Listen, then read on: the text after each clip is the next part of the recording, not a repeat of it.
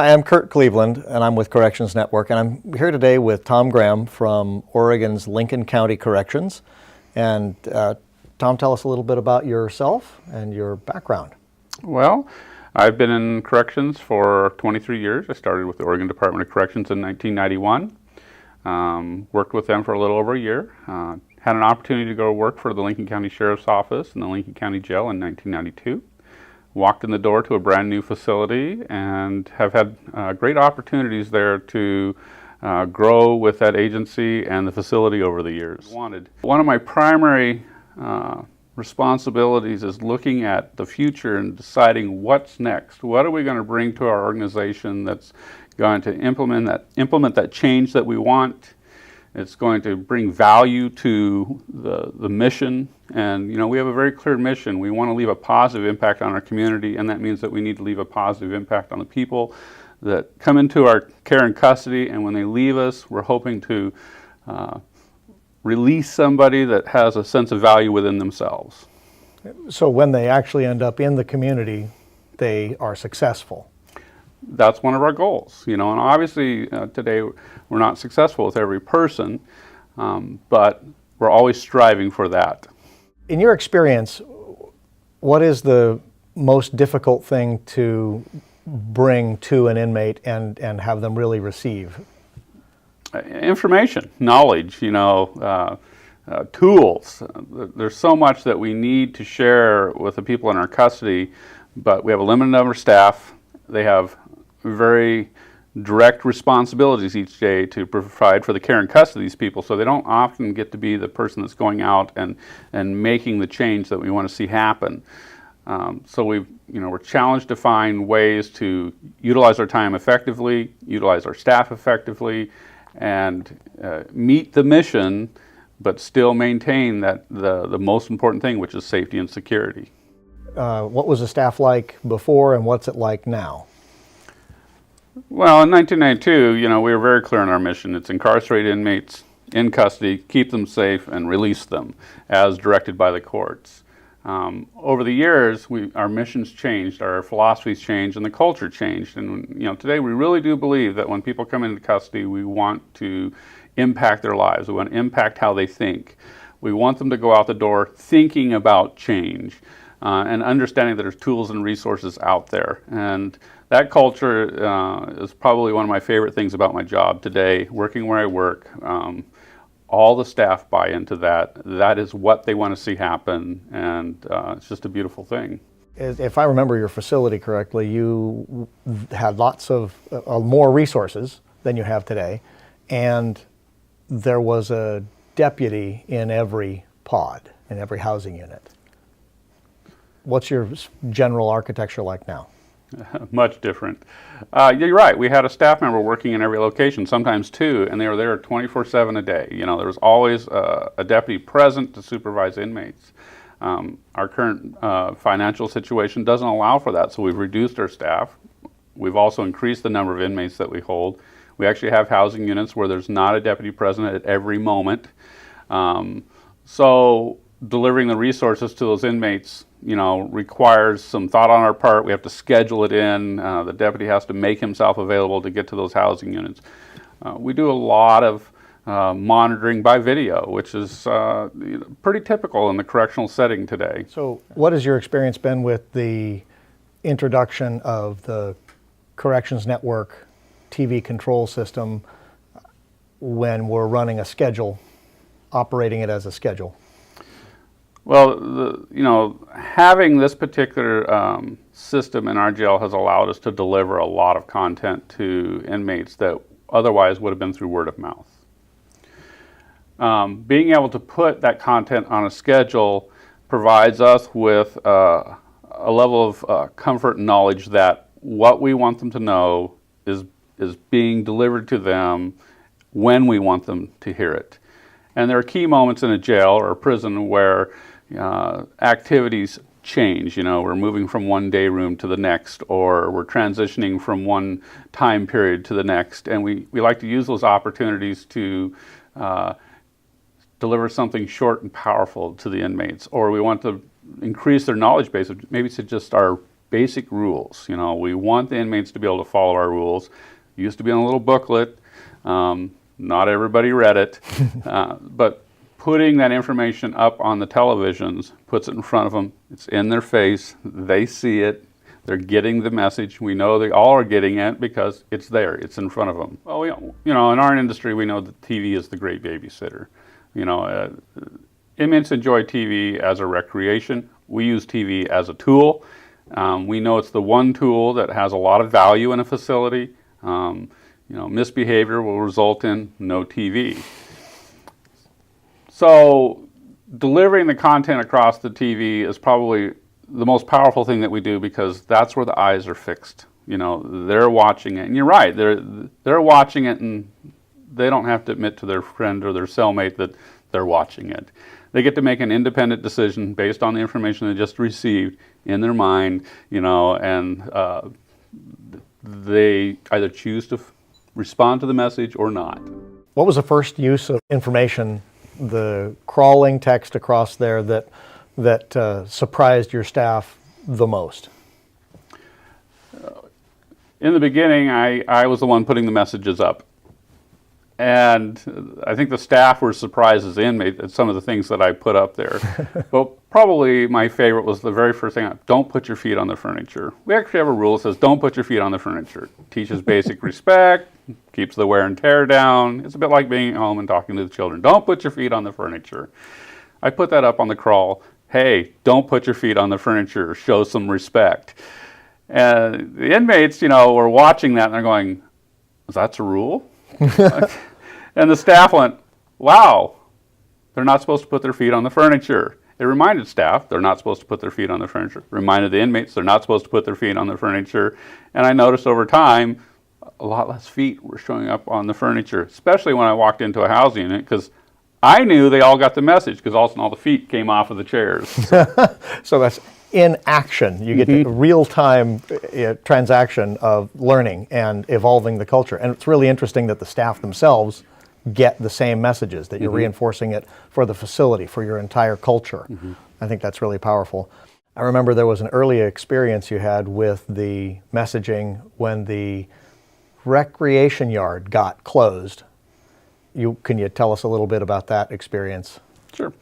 You know, in jails and prisons, graffiti is a daily event, and we battle it because they love to write messages on the wall. Our rec yard is probably one of the most popular areas for these messages to be delivered. It's the early form of text messaging. So they go out there with their pencil and pen and they write a message on the wall for the next unit that comes in, you know, communicating that way. And we would go out there and have inmates scrub it off the wall. We were getting a little frustrated with it. Well, I saw the opportunity to use the TV system to get the message across. And so we terminated the privilege of recreation yard use for the day, and I put it up on the TV, and I was able to tell the entire population of the jail in one moment why the rec yard was closed. What did you say? Because of the graffiti. Yeah. What did you say in the crawl? I put up there, the rec yard is closed indefinitely due to graffiti. And, you know, and it was straightforward. It was simple. They got the message. They understood. And we didn't have to post a flyer. We didn't have to have the staff member run tell every inmate, you know, or explain it. Matter of fact, the deputies didn't have to say anything. The message was clear on the TV and everybody knew. Traditionally, when a deputy comes up and says, hey, the rec yard's closed because you guys wrote on the wall, there would be some kicking and screaming, you know, that literally. And the inmates would get upset and they question the deputy's authority. But for some reason, when we put it up on the TV, a higher authority had told them that that was the truth and that's the way it was. And very few of them even questioned the deputy about the rec yard being closed. The message was clear. Rec yard's closed due to graffiti. End of story. I think that the message about the inmates not even inquiring because they all got the message seems to be a theme that we hear from our customers, from people, from our facilities using the same solution. Well, when you take a message and you put it in, I'm going to go to deputy, I'm going to say, hey, let all the inmates know that the rec yard is closed due to graffiti. Well, that can kind of translate as it goes along. So the deputy goes up and says, hey, the rec yard's closed due to some writing on the wall. Writing. So Okay. it starts to lose in translation. Well, if you have 6, 7 dozen deputies trying to pass the same message to all of your population, the inmates are all going to get a different message on some level. You put it up on the TV, they're getting one message. The one type message going across the crawl says, "Rec yards closed due to graffiti." That's bad. So you're not, the being able to deliver the same message to the entire population at one time is powerful. What if an inmate is asking a great question? It seems to me that there's the capability to say, "That's a great question. I'll get the answer and put it on the TV." We do that on a daily basis. It's probably one of them, especially when we have notices that we want to get out. Or, Okay. Again, there's a common, frequently asked question that comes up. The staff know now that they can go in and enter that into the crawl and have it answered. And talk about a savings in staff time, because really, let's talk, the deputy's there to maintain safety and security. That's their primary mission. So if they're spending a lot of time answering questions, they're distracted from the primary mission. It's not that we don't want our deputies to interact, but we want them Sure. to have positive interactions. We want them to have proactive interactions. And when they're answering questions, that fundamentally were available in the rule book to begin with, but people don't read it, time's being consumed. Putting it up on the TV and again delivering it to the entire population. Here's the FAQ for the day. Yes, you must make your bed after breakfast, is a powerful way to deliver a consistent, firm message. Now, not everybody can see the TV when they're in their cells. The TVs used to go off when they weren't in use, but now you leave them on all the time, and the TV provides the ability to communicate with the inmates, or at least some of them visually, all the time. If we give inmates information ahead of time that doesn't jeopardize safety and security, so let's say we have a construction thing going on, we will now put notice up on the TV ahead of time, letting them know that some of their privileges are going to be impacted by this event. And it seems to, ease the tensions. Everybody wants to know what's on their calendar. That's true. Right. Even when you're incarcerated, you want to, hey, still have a calendar there. Exactly. But we're also able to use the TV now. Okay, they're locked in their cells. Some of them can see it. Some of them can hear it. Well, it's an excellent time to deliver some content to them. One of the things we had built into the schedule as a result of, events like that is we had this ability to transition to music. And we have this great library of music that can be activated by the staff member or can be activated on schedule, and it plays through the TV. And music tends to be very calming for inmate populations. They were always asking for the radio to be turned on, so now we just do it on schedule or as needed. And so when we have those events going on, we're remodeling something or we've got to repair something or maintenance is there, we're able to just switch over to music. It calms the environment down in the housing unit. And it feels like, it gives the inmate a sensation that they're not being gypped completely. And that's important. It's important, yeah. Day room's important to them, and it's understandable. When you're locked in your cell for long periods of time, being able to get out and interact and socialize with people and watch some TV or read a book or play a game or just talk with someone is huge. Simply bigger space. Correct. And when you have to take away that because, there's a broken pipe, they have a sense of life's not fair occurring. Well, life's not fair, but I understand, that when my privileges are reduced because there's a broken pipe, they just don't like it, and I can understand that. So substituting something in of value, hey, we're going to put this movie on in the background. May not be able to see it, but you might be able to hear it, or we're going to play some music, or hey, we got a little public service message we're going to play while this is going on. Just something in the background seems to bring calmness to the area. Music's a powerful thing because not everybody likes the same music, but it's in environments where there's background music playing, it tends to be quieter for jails. So if you've got something going on, you're not going to hear a lot of kicking and screaming because it's not really effective for them to yell across the pod to their partner because the partner can't hear it. The music's drowning it out. So it stops that cross communication on a large scale.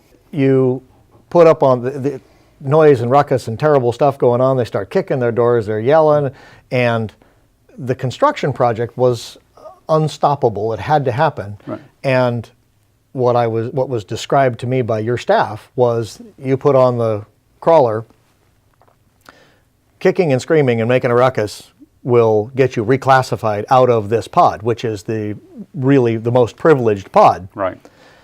And the effect was they self-educated. Those Correct. that could Yes. see the crawl Right. Yes. educated those that couldn't through hollering through the doors just enough. And that was my kind of eye-opener to the power of that the TV in that space in a housing unit where not everybody can see it. It doesn't matter. It's a community. It's serving that culture all the time. You know, Can you tell more about that experience? Well, yeah, because I've used that several times now. You know, when we have something going on and they're acting out poorly, we're very quick to get something up on the crawl because, again, all eyes are on the TV. And so, you know, if you describe to them what the poor behavior is and what the consequence is in pretty straightforward one sentence, the word spreads quickly through the community, as you put it. And so in that situation, you know, just by simply, again, delivering to that location that your behavior is going to have consequences, you're going to get removed from that nice housing unit and put somewhere more harsh, or you're going to lose privileges, that message gets passed on rather quickly within the group because it affects the group. You know, there are things, you know, if you keep this up, there won't be any day room today. They kind of self-inform each other. So the one that saw it or the one that saw it on the TV is going to share it with everybody else because he doesn't want his time interrupted. It's a really powerful way to deliver those types of messages all at once. They get to see that you're serious. You know, hey, if you continue this behavior, this is what's going to happen.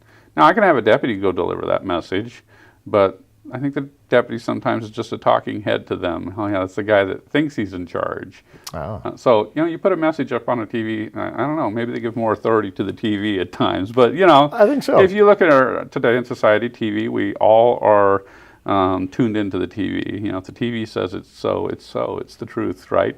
That's powerful. It doesn't surprise me.